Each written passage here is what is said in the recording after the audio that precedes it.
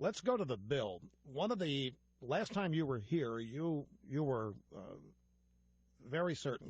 You assured everybody that until the border was secure, there would not be legalization pathway to citizenship.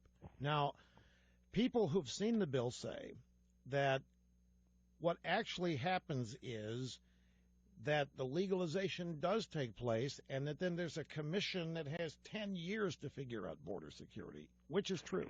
Well, a couple points. First of all, the legalization does not begin automatically. We don't want to wait on legalizing, and I'll tell you why. And my original position was that we wanted to, secure the border first and then legalize. The problem is we have millions of people here now, by some estimates 10, 11 million.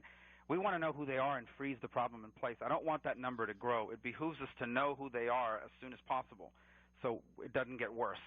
What we do is we say the Department of Homeland Security, and this gets tricky, so it's important to follow me on it because I got to explain the path. There's actual multiple triggers here.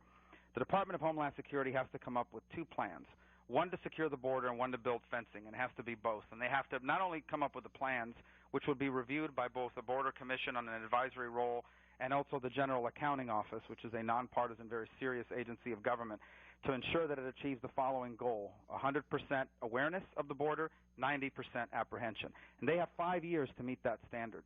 If in 5 years the border is not 90% apprehension, 100% awareness, they lose control of the border issue to a commission that is not a Washington commission.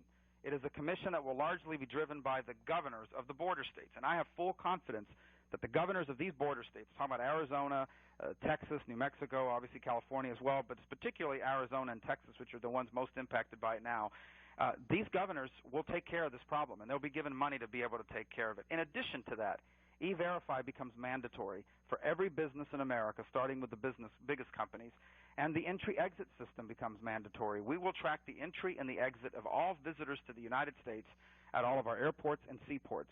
And all of those things must happen before a single card is issued to those that are waiting through the regular RPI status, as we call it, the provisional status that we've created. And so these are triggers that really must happen. And we're obviously, I think it's a vast improvement over what we have now.